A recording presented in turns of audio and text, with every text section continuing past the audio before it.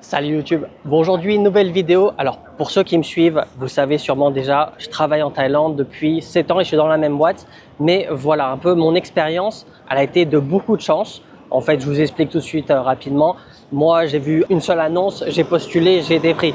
Donc, j'ai pas vraiment une vraie expérience de recherche du travail, même si par la suite j'ai fait quelques interviews pour d'autres postes. Mais voilà, je voulais faire une vidéo sur comment trouver un travail en Thaïlande et j'ai rencontré quelqu'un qui a trouvé un travail en Thaïlande en partant de rien, de aucun contact. Bah justement, aujourd'hui, il va nous expliquer comment il a fait pour trouver un travail et en très peu de temps, vous allez voir. Donc le mieux, c'est qu'on le rencontre tout de suite. Yo, ça va? Salut Sai, comment ça va? Bah ça va bien et toi? Bah nickel, ravi de te rencontrer. Bah pareil, on s'est déjà vu plusieurs fois. Mais bah merci de vouloir participer à la vidéo. Avec plaisir. Donc du coup, c'est comment trouver un travail en Thaïlande. C'est ça. Est-ce que dans un premier temps, tu peux te présenter rapidement? Oui, carrément. Donc moi c'est Thomas, j'ai 25 ans, bon bah voilà, je suis français. Donc je venais depuis des années en Thaïlande pour la boxe, j'étais boxeur pro et bon j'en ai eu marre vu que c'est très compliqué d'en vivre. Et donc je suis arrivé en Thaïlande là février dernier pour trouver un emploi. Et donc aujourd'hui je suis employé sur Bangkok en tant que salarié. Ok, en fait ça veut dire quand tu venais pour boxer, tu as toujours eu envie de vivre en Thaïlande? C'est ça. En gros je suis arrivé la première fois en Thaïlande 2017. T'avais quel âge? 17 ans. 17 je suis ans. en 2000, donc j'avais 17 ans. J'avais été à Pattaya pour faire un camp au Fairtex. Donc 2017, tu rentres en France après tes 2 semaines à Pattaya à boxer. Au Fairtex. Et tu venais juste de finir ton bac, c'est ça? C'est ça, donc je venais d'avoir mon bac. Premier voyage à l'étranger pour moi, donc en Thaïlande, pour la boxe. Donc j'ai adoré le pays. Ouais. Et tout de suite, je me suis dit, ok, j'ai envie de vivre en Thaïlande. Mais bon, j'avais déjà postulé pour un BTS, donc je suis rentré en France faire mon BTS. Ok, donc c'est bac plus 2, hein, c'est ça? Donc bac plus 2, donc j'ai fait mon BTS. Après, bon, bah, je venais quand même en Thaïlande tous les ans, un mois, boxer, m'entraîner, etc. J'ai fait juste une fois Pattaya au Fairtex. Ouais. Mais après, j'allais sur Koh Samui au Yeojut Muay Thai. Donc voilà, suite à ça, après mon BTS, mon projet c'était de partir pour Tout de suite en Thaïlande, c'est ça? C'est ça, juste pour la boxe. Exactement. Okay. Mais on était à... Donc là, on était 2020-2021, c'était le Covid. Ah ouais, déjà, ouais. Donc j'ai dû faire une année d'études en plus. Que je regrette pas du coup. Ouais. J'ai fait un bachelor développement et pilotage commercial. Donc j'ai fini ce bachelor. Et une fois que j'ai fini ce bachelor, donc là, j'avais un bac plus 3. Je voulais pas aller jusqu'au master. Le projet, c'était que la boxe. Ouais. Donc je suis parti après donc mon année de bachelor en Thaïlande, donc Koh Samui encore une fois, au Yeojut. Donc c'était septembre 2022. Okay. Première vraie expatriation entre guillemets en Thaïlande que pour la boxe. Pour la boxe. C'est ça. Donc là, à ce moment-là, ton but c'était de devenir boxeur professionnel. C'est ça exactement. 2022, donc t'avais 22 ans. J'avais 22 ans exactement. Okay. Donc je boxais déjà en pro en France. Ouais. Pendant toutes mes études, j'étais déjà boxeur pro, donc je faisais des combats en France en pro. Ouais. Mais du coup, je voulais en vivre, donc meilleur endroit pour en vivre entre guillemets, c'est la Thaïlande, je pense, avec le plus d'opportunités entre guillemets. Donc je suis parti septembre 2022 après la fin de mon bachelor, donc Koh Samui au Yeojut. Dernier combat, j'ai une grosse blessure au tibia, pas ouvert, mais bon, t'as déjà dû voir ça, un trou dans le tibia, sans ouverture. Non, j'ai pas vu. Une sorte de gros hématome. Je pouvais même plus marcher en fait. Ah ouais, je pouvais plus rien faire. T'as fait des radios et tout? Non, je voulais pas payer en Thaïlande en fait. Et vu qu'il n'y a aucune assurance qui vous couvrira si vous boxez en Thaïlande, important à savoir. Donc je suis rentré en France. Ouais. Je me suis dit que j'allais retravailler, etc. Donc j'étais juste diplômé depuis 4 mois environ. Ok, donc t'as eu ton bachelor, c'est ça? Ouais, je l'avais eu en septembre avant de partir sur Koh Samui. Donc je suis rentré en France en janvier. J'ai travaillé en banque pendant 8 mois à peu près, jusqu'à septembre 2023. Ouais. Et pendant cette période-là, je boxais aussi en France. Donc j'avais fait un combat pour une ceinture internationale, du coup que j'avais gagné. Et donc après, ça m'avait encore plus motivé à repartir en Thaïlande vu que j'avais gagné un titre. Donc je suis reparti septembre 2023. Encore une fois Koh Samui, simplement pour la boxe. Et donc j'avais pu économiser également pendant 8-9 mois à la banque. Ouais. Donc j'avais beaucoup plus d'argent de côté pour mon projet. Sauf que encore une fois, ça s'est pas très bien passé. Donc premier combat après 3 semaines, du coup j'avais un adversaire d'un très bon niveau vu que j'avais déjà fait 6 combats pour eux, ils me connaissaient. Donc ils m'ont mis un bon adversaire. Et malheureusement, il m'a sur un coup de coude donc ouvert à l'arcade, 15 points de suture. J'ai quand même gagné le combat, mais t'as gagné quand même. Ouais. J'avais gagné du coup au point quand même à la décision. Mais tout ici, c'était catastrophique l'ouverture, hyper profond. C'était à quel round? Round 2. Ah ouais, t'as tenu 5 encore 3 rounds de plus comme ça. Ouais, c'est ça. Ils t'ont pas arrêté? Non, parce que c'est un stadium à Koh Samui. Ça aurait été un gros stadium, j'aurais été arrêté vu l'entaille que j'avais. Ouais. Donc franchement, c'était catastrophique. Je gagne le combat, donc bon bah, T'es content quand même. j'étais quand même content. Je me fais recoudre dans la cave du stadium, donc par l'arbitre, même pas un docteur. Ah, c'est même pas un docteur. C'est Ah ouais, l'arbitre. putain, c'est ghetto. Ouais, donc c'est l'arbitre qui m'a recousu. Donc je sais pas s'il a bien fait ou pas, mais j'ai eu pas mal d'infections suite à ça. Ouais. Et vu que le camp était content de ma performance sur ce combat-là, il m'avait proposé un gros combat contre un mec du Penchindi Ouais. 3 semaines après. Ah, c'est... Donc j'ai enlevé les poings 5 jours avant le combat Ouais. et j'ai boxé. Et sur ce combat-là, donc je me suis fracturé la main donc sur le crâne de l'adversaire. Ouais. Il m'a cassé une côte et T'as réouvert, non? non, il m'a pas réouvert, mais du coup, bah vu que c'était pas totalement fermé, j'ai eu une grosse infection. J'avais un œuf en fait au niveau de. Ah ouais, putain. Donc c'était catastrophique. Donc bah, suite à ça, je pouvais plus m'entraîner, je pouvais plus boxer. Alors que ça faisait que 2 mois en soi que j'étais revenu. Donc j'ai commencé à postuler un peu pour trouver un travail en Thaïlande. Donc je me suis dit que j'avais un bac+3, que entre guillemets j'avais le minimum légal pour travailler. Sauf que mon anglais, bah c'était pas fameux. T'avais quand même eu des interviews à ce moment-là? Non, non, non. J'avais des interviews sur Koh Samui, mais on me proposait des travails illégaux. Ouais. Avec, ils me disaient, tu fais un visa étudiant et on te paye au black. Ouais. Donc ça m'intéresse pas du tout. C'est pour être banni de la Thaïlande 5 ou 10 ans. Donc impossible de trouver une entreprise sérieuse entre guillemets. Donc suite à ça, j'ai décidé de partir en Australie avec le Working Holiday Visa. Donc c'est assez connu pour les Français. Donc je suis parti directement depuis la Thaïlande en Australie. J'ai pas fait de retour en France. Donc je suis parti en Australie 10 mois, vraiment pour travailler mon anglais. Également le but c'était faire un maximum d'argent, vu qu'en Australie ça paye, si t'es bosseur ça paye énormément. Ouais. Et tu mettais beaucoup d'argent de côté quand tu étais en Australie ou tu vivais bien plutôt? Non, non, non, je mettais beaucoup d'argent. Je pouvais mettre 1000 € de côté par semaine. Ah, par semaine? Ouais, ah par ouais, semaine. c'est fou quand même. Ouais, ouais. Après j'avais 2 tafs et je faisais 70-80 heures semaine. Ah ouais. Donc les meilleures semaines je mettais 1000 € de côté. Là encore une fois, quand tu es parti en Australie, c'est pour bosser l'anglais. C'est ça. Et mettre de l'argent de côté en fait. Et du coup, il y en a qui vont à l'école en Australie du coup pour apprendre l'anglais. Ouais. Moi je me suis dit autant travailler, si je fais 80 heures par semaine, je vais parler anglais dans tous les cas et je vais pouvoir mettre de l'argent de côté en même temps. Donc je travaillais le plus possible en fait pour faire le plus d'argent, parler le plus anglais et développer mon niveau. Donc au final, j'y suis resté de février 2024 à novembre 2024. Donc 10 mois à peu près, un peu moins, 8 mois, 8-10 mois. Et donc après ça, je jugeais que mon niveau d'anglais était suffisant, plus que correct. Donc je suis rentré en France, revoir un peu ma famille, etc. Et après, février 2025, je suis parti en Thaïlande, du coup, cette fois-ci pour trouver un travail. Encore t'expatrier. C'est ça. Mais là, du coup, c'était plus pour la boxe. C'était vraiment objectif, trouver un travail. C'est ça. C'est fou quand même d'être autant motivé à vivre en Thaïlande. Ouais, bah. Qu'est-ce qui t'a donné envie de vivre en Thaïlande autre que la boxe? Parce que du coup, si c'est plus pour vivre ta passion, c'est que c'est la Thaïlande que t'aimes. C'est ça. En fait, au fur et à mesure que je venais pour la boxe, je me suis dit, je me verrais bien vivre ici, même si je boxe pas. Donc, parce qu'en fait, moi, j'aime tout en Thaïlande, la nourriture, les gens, le climat. Voilà, je viens de Brest, hein, donc le climat, c'est pas fameux. Donc, non, au fur et à mesure que je venais en Thaïlande, je me disais, je me verrais bien vivre ici. Et donc, je me suis dit, pourquoi pas travailler ici, sachant que je pense que la vie est beaucoup plus agréable en Thaïlande qu'en France. Et même en termes de carrière professionnelle, tu as plus d'opportunités, je pense, à l'international qu'en France, surtout à Brest pour moi. Donc, non, mon but, ça a toujours été, du coup, au début, c'était pour la boxe. Et après, je me suis dit, autant travailler ici. Je suis revenu février 2025.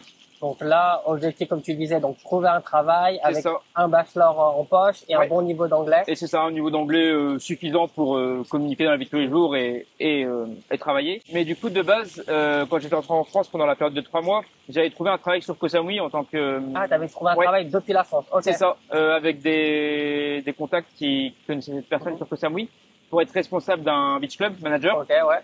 Est-ce que c'est quelque chose qui t'as toujours voulu faire un petit peu dans la restauration? Non, après, en Australie, je travaillais en restauration. Quand j'étais en études, je travaillais également en restauration le week-end. Ça m'a jamais forcément passionné, mais mon but c'est de vivre en Thaïlande, donc peu importe le travail, entre guillemets, je serais venu. Tu prends tes expériences. C'est ça. Donc je suis parti à Koh Samui au début. Ça s'est pas fait pour diverses raisons. Donc je suis parti sur Bangkok. Pourquoi tu as décidé de pas persévérer sur Samui ou pas de partir autre part? Sur Koh Samui, c'est une île, donc en termes d'opportunités, il n'y a pas vraiment d'entreprise internationale. C'est beaucoup, entre guillemets, de copinage, je pense, pour trouver du travail, surtout en tant que Français. J'ai pas voulu persévérer sur Koh Samui. Je me suis dit, autant partir sur Bangkok, la capitale. Il y a je sais pas combien d'entreprises internationales. Tu n'avais pas pensé non plus à d'autres lieux touristiques comme Phuket, Pattaya? Non, en fait, Phuket, Pattaya, je pense que c'est bien juste pour travailler en hôtellerie-restauration. Ouais, c'est ce que j'allais dire, ouais. Mais moi, j'ai mon diplôme, du coup, c'est développement et pilotage commercial. Ouais, Toutes mes expériences, c'est majoritairement en banque, en assurance, etc. ok, ouais. Donc, je me suis dit, c'est pas sur Phuket ou Pattaya que je vais trouver dans ce domaine. Ouais. Donc, j'ai préféré partir directement sur Bangkok. Du coup, tu arrives quelle date à Bangkok? J'arrive à Bangkok le 11 mars. 11 mars, d'accord. C'est ça, 2025. Et c'est comme ça que je t'ai découvert d'ailleurs, Ouais. tu as lancé une chaîne TikTok. Ouais, c'est ça. Du coup, je voulais partager un petit peu mon aventure les actions que j'ai mis en place pour trouver un travail, etc. Ouais. Donc oui, c'est comme ça qu'on s'est contacté la première fois. Comment on commence les recherches sérieusement d'ailleurs? Ouais. Déjà, faites un CV moderne entre guillemets. Joli, présentable. C'est ça, un CV présentable avec toutes vos compétences en anglais, pas en français. Et est-ce que, suivant les postes, tu modifies ton CV? Ouais. Du coup. Ah ouais, carrément. Donc, ouais, en fait, je postulais majoritairement pour des emplois de commercial. ouais. Donc j'avais mon CV type commercial. Et après, j'avais un CV entre restauration guillemets. peut-être. C'est ça, parce que Ok. donc j'avais eu des expériences en Australie. Donc j'avais 2 CV, un pour le domaine commercial en lien avec mes études, et un pour le domaine restauration, hôtellerie. Donc voilà, moi je postulais beaucoup sur LinkedIn. J'envoyais Ok, des messages directement aux recruteurs, aux managers. Ok, c'est toi qui les démarchais directement. C'est ça. Même s'il n'y avait pas d'offre, en fait, Ouais. tu envoyais un message. C'est ça. Faut être proactif, hein, je pense. T'écrivais quoi, par exemple, un message typique? Je me présentais rapidement. Je disais, Ouais. je suis sur Bangkok, je suis à la recherche d'un emploi. Je serais ravi de pouvoir échanger avec vous sur mes expériences professionnelles. Ok. Voilà, vraiment simple. Bon, ChatGPT m'aidait à faire mes messages. Franchement, c'est top ChatGPT pour vous aider à rédiger des beaux messages professionnels, Ouais, des etc. beaux mails, etc. N'hésitez pas.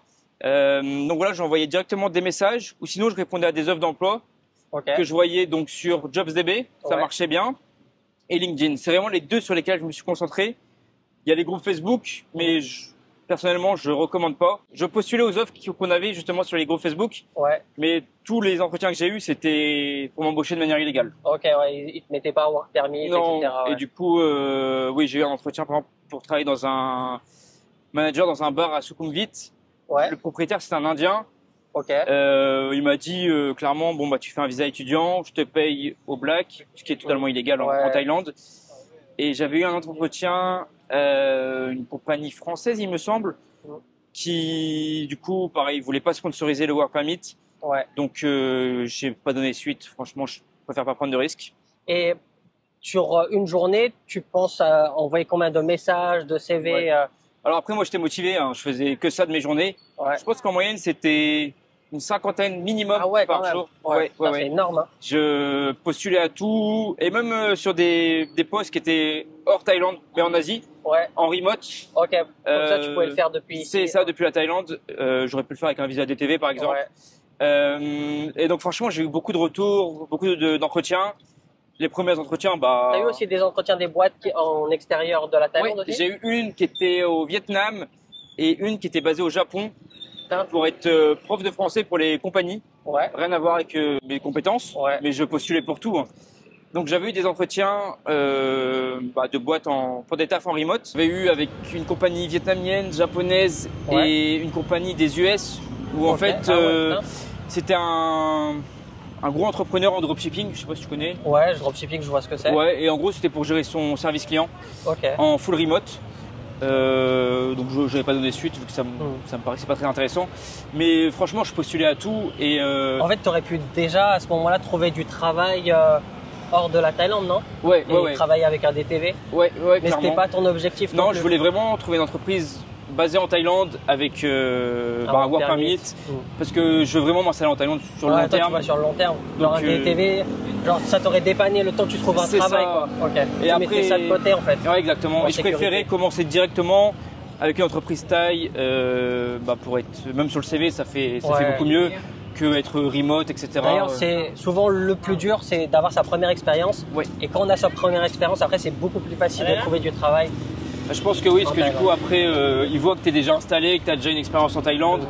Parce que je pense qu'il y en a également beaucoup d'entreprises thaï qui ont peur de t'embaucher. Ils savent pas si tu vas rester sur le long Ouais, terme. exactement, ouais. Donc non, moi au final ça s'est bien passé, j'ai eu énormément d'entretiens. Voilà, pour une ordre d'idée, je pense qu'en un mois, j'ai dû avoir une dizaine d'entretiens. Ok, putain, c'est énorme. Entre remote et des jobs compagnie locale sur place. Et oui. comment ça s'est passé tes interviews? Genre, est-ce que c'était toujours en ligne, c'était toujours en physique? Ouais. Alors du coup, moi, tous les interviews que j'ai fait, sauf pour l'hôtellerie-restauration, pour les domaines du commercial, la première était tout le temps en visioconférence. Ok. Donc avec un RH. Donc en Parce que visio. c'était des grandes boîtes, c'est ça? Ouais, c'est ça. Donc j'étais premier entretien avec les RH qui durait entre 30-45 minutes à peu près. Donc c'était juste pour apprendre à me connaître, qu'est-ce que je faisais en Thaïlande, pourquoi je voulais travailler en Thaïlande, etc. Uniquement du personnel, on pas trop de questions sur tes compétences professionnelles? Non, pas tellement. Sur mon background plus et pourquoi je voulais travailler en Thaïlande surtout. Ok. Ouais. Qu'est-ce que je faisais en Thaïlande et voilà mes diplômes où j'avais travaillé. Donc voilà, c'était plus des entretiens entre guillemets, apprendre à se connaître avant de passer à l'étape suivante, du coup d'aller en entreprise avec les managers. Ok, donc en fait ils filtrent les profils, savoir qui pourrait bien intégrer l'équipe. Ouais, bien matcher avec l'équipe, je pense. Et donc après, ça dépendait des entretiens, mais sous environ une semaine, 10 jours, j'avais du coup l'entretien en présentiel. Ok, ouais, c'est dans les locaux. avec les managers. C'est ça, les managers. Et là, c'était encore du personnel ou beaucoup plus de professionnels? Ça dépend des entreprises. Il y en a une, c'était beaucoup. Il y en a une, j'ai dû faire des tests de logique, des tests d'orthographe en anglais, des tests de géographie. Ah, putain. Donc c'était assez poussé. L'entretien avait duré plus de 2 heures. Avec, c'était une évaluation. J'avais des tests à faire, etc. Et après, c'était également beaucoup de questions personnelles, un petit peu sur mes compétences. Et sinon, les autres. En restauration, c'était un échange. Personnel uniquement. Ouais, personnel. Après, j'avais eu un essai également. Ok. Donc, j'étais parti au restaurant faire un essai. Donc, tout s'était bien passé. Et après, oui, c'est ça en moyenne. Hein, c'était plus des échanges personnels et sur pourquoi je voulais être en Thaïlande. Ouais, donc c'est vraiment la chose la plus importante. En fait, c'est pour l'investissement des entreprises, ils veulent pas quelqu'un qui est pas sûr d'aimer le pays, pas sûr de pouvoir s'adapter. Potentiellement, il viendrait 6 mois et après, au bout de 6 mois, il n'aime pas la vie de travail en Thaïlande et il partirait. Et là, ça coûterait cher à l'entreprise. Ouais, exactement. Je pense qu'ils veulent être sûrs que la personne, du coup, vise le long terme. Ouais, long terme, qui déjà, il aime la Thaïlande, il connaît la Thaïlande. Parce que si vous arrivez, c'est votre premier voyage et vous cherchez un travail, je pense que peut-être qu'après 1 mois, 2 mois, vous allez peut-être pas aimer le pays aussi. Vivre en Thaïlande, c'est différent de la France. Ouais. Donc non, je pense qu'ils veulent vraiment des personnes sur le long terme qui ont déjà une expérience en Thaïlande également. Donc voilà pour les points principaux des entretiens, je pense. Et après, sur tous les entretiens que j'ai fait, j'avais eu 3 offres. Ok, 3 offres. C'est ça. Et donc du coup, c'était 3 boîtes en Thaïlande, à Bangkok C'est ça. Alors du coup, il y avait 2 boîtes dans le domaine du commercial et un restaurant. Ok. Donc le restaurant, j'avais fait un essai, etc. Tout s'était bien passé. Ils étaient d'accord de m'embaucher, sauf que le work permit, ça aurait mis un peu de temps, vu qu'ils n'avaient pas le quota d'étrangers, quota de taille. Quota de taille, ouais. Donc ça aurait mis un peu plus de temps. Mais en soi, j'aurais pu accepter cet emploi. Il aurait fallu que j'attende. Mais je voulais pas attendre. Il te reste 2 offres. Et comment tu t'es décidé du coup? Donc c'était 2 offres sur 2 compagnies internationales du coup basées à Bangkok. Et donc j'ai choisi celle où il y avait les conditions de travail les plus adaptées à moi. Parce que donc il y en avait une, c'était donc des shifts de 8 heures. Mais tu tournes tout le temps en fait. Ah, ça veut dire des fois t'es toute la nuit? C'est ça. Donc des fois tu vas faire du 8h, 16h, 16h minuit. Et les jours de repos, donc les 2 jours de repos consécutifs, ça change toutes les semaines également. C'est jamais le samedi et dimanche. Donc ça peut être une fois le lundi, une fois le vendredi. Donc physiquement c'est fatigant quoi. Oui, même en termes de stabilité, de lifestyle, etc. Ça me convenait pas trop. Et donc après, j'ai choisi l'autre entreprise où c'était vraiment un travail de bureau dans le commercial, du lundi au vendredi, 2 jours de repos. Voilà, classique comme en France, 40 heures semaine, c'est un peu plus d'heures qu'en France. En Thaïlande, c'est 40 heures minimum, il me semble, le légal. Ouais, je sais pas si c'est minimum, mais la plupart des gens que je connais font 40 heures. Moi, donc je fais 40 heures aussi. C'est 40 heures semaine. Et donc voilà pourquoi j'ai choisi celle-ci. Plutôt que l'autre. Ouais, et plutôt que le restaurant aussi où il aurait fallu attendre pour le coup. Ok, putain, t'as vachement charbonné. En fait, ça s'est pas fait comme ça du jour au lendemain, mais c'était rapide parce que t'as eu beaucoup d'opportunités. Ouais. Combien de temps ton arrivée à Bangkok à la signature de ton contrat? Ok. Donc je suis arrivé le 11 mars à Bangkok et j'ai signé le contrat le 11 avril. Donc le jour de mon anniversaire, voilà. Ah ouais, donc en un mois, un tout mois, pile, c'est ça. tu avais signé ton contrat Ouais. et en plus, tu avais plusieurs C'est ça, opportunités. j'avais le choix. Donc Ouais. ce qui est top et ce qui est, je sais pas si ça, je sais pas du tout pour les autres personnes qui cherchent du travail sur Bangkok, mais moi en tout cas ça s'est bien passé, on peut dire. Là après bah j'ai dû partir au Vietnam pour faire le visa. Donc ceux qui savent pas, faut un visa non immigrant B pour Travailler. travailler ici. Il faut faire la demande en dehors du pays justement. Donc je suis parti au Vietnam. Moi ça a été assez long, hein. Je suis resté bloqué un mois jour pour jour au total. Ah ouais, putain, un mois. Pour recevoir le visa. Entre le jour où j'ai signé mon contrat et où j'ai commencé, il y a eu 3 semaines où ma date de contrat prise d'effet de poste. Ok.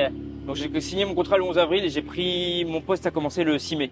Alors donc du coup maintenant, ça fait combien de temps que tu travailles dans ta boîte? Ça fait bientôt 3 mois, non? Ouais, 3 mois, c'est ça.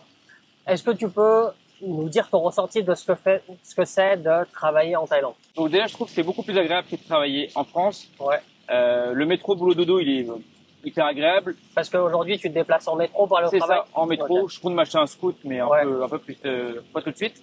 Donc je me déplace en métro. Les gens sont respectueux dans le métro. Ça pue pas, c'est propre. Donc déjà, ça change de la France. Et non, je me déplace en métro. J'arrive au travail, je fais ma journée de travail. Le midi, tu manges pour pas grand chose au food court ou n'importe où de la nourriture thaï qui est excellente. Hein. Et après le soir, pareil, je reprends le métro, de retour chez moi. Et non, après, je fais pareil, manger de la nourriture thaï. Non, le mode de vie, franchement, moi j'adore. Après, j'ai mon samedi et dimanche de libre. Donc en Thaïlande, c'est assez facile de bouger à Pattaya, à Phuket, à Chiang Mai. Tu peux bouger un peu partout pour pas très cher. Et il y a plein d'activités à faire sur Bangkok. Donc franchement, les semaines passent hyper vite et on n'a pas le temps de s'ennuyer. Hein. Et est-ce que tu fais des choses après le travail ou tu rentres chez toi? Non, généralement, je rentre chez moi. Je fais pas grand-chose, t'avoue, après le travail. Ouais. Genre, je suis épuisé après le travail, donc plupart du temps, je rentre chez moi et je chill et j'attends le lendemain. Mais pour le moment, j'ai pas trop d'activités. Je fais un peu de volley des fois à Soc. C'est sympa. Mais j'ai totalement arrêté la boxe. Ouais. Est-ce que ça te manque? Des fois, oui, mais je me dis que pour retrouver mon niveau, ça serait au moins 1 an à souffrir. Ouais. Et tu sais la douleur de l'entraînement, des combats, donc t'as pas envie, j'ai pas forcément envie de retrouver ça. Donc non, je préfère ma vie d'employé de bureau. Ouais, c'est ça, entre guillemets, vie normale. En fait, t'as une vie totalement normale, mais t'es en Thaïlande. C'est ça. Et tu trouves que c'est vachement plus intéressant, enfin pour toi en tout cas. Ouais, pour moi. Ici, je sais pas, c'est l'atmosphère. Je trouve le lifestyle est beaucoup plus agréable. Il y a beaucoup moins de stress. Ouais. Même de manière générale, la vie est moins stressante. Même si Bangkok, ça s'arrête jamais, c'est hyper dynamique. Je trouve qu'il y a une atmosphère vraiment hyper chill et qui te pousse à travailler aussi. C'est pas un endroit où tu as envie de rien faire de tes journées. Donc non, franchement, c'est la même vie qu'en France, en Thaïlande en fait. Hein.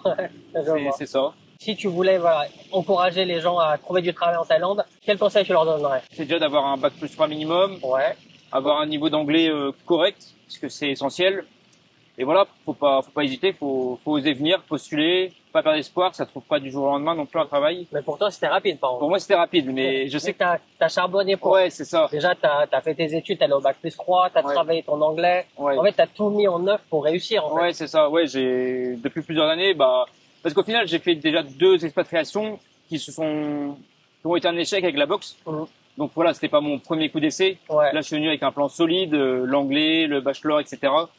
Donc, non. T'as envoyé plein d'offres. Tu t'es pas limité à, je vois 3 offres sur JobDB, j'attends que ça se passe. C'est ça, il y en a beaucoup ici qui envoient une offre. Ils veulent l'entreprise à tout prix. Ils se disent, OK, j'ai postulé aujourd'hui, j'attends un retour. Maintenant, on postule partout. Plus t'as de retour, mieux c'est. Plus tu feras d'entretien également, plus tu seras entraîné à être bon en entretien. Donc, faut être proactif, hein. C'est le mot, je pense. Ok, merci d'avoir partagé, ton expérience, les conseils également. Un plaisir. Puis, t'as la preuve que ça marche, hein. Si on est motivé, on travaille pour, c'est-à-dire, faire ses études. C'est ça. Travailler son anglais. Et d'ailleurs, est-ce que tu parles le thaï un peu? Léger. J'avais appris un petit peu au camp de boxe. Voilà, je sais compter. Je dois connaître, je pense, 150, 200 mots en thaï. C'est pas mal, non? C'est pas mal, mais je sais pas faire une phrase. Donc, ça va venir avec le temps, faut travailler. Faut que je m'y mette, mais oui, c'est un de mes objectifs, apprendre le thaï. Parce que, à ce qui paraît, c'est pas si compliqué que ça de le parler, entre guillemets, couramment. Faut juste s'y mettre. C'est comme tout. Donc, exactement, non, prochain objectif, parler thaï. Et ça sera déjà pas mal. Eh ben, merci à toi, Thomas. Bah, merci à toi, Saïd. Sur quoi on peut te suivre sur TikTok? C'est quoi ton nom? Sur TikTok, c'est thomas.cap. Ok. Donc, Je mettrai le lien dans la description si vous voulez suivre. Même si tu fais plus trop de contenu. Non, faut que je m'y remette. Le travail me prend pas mal de temps, mais oui, je vais m'y remettre. N'oubliez pas de vous abonner, c'est pas déjà fait. De liker la vidéo, ça vous a plu.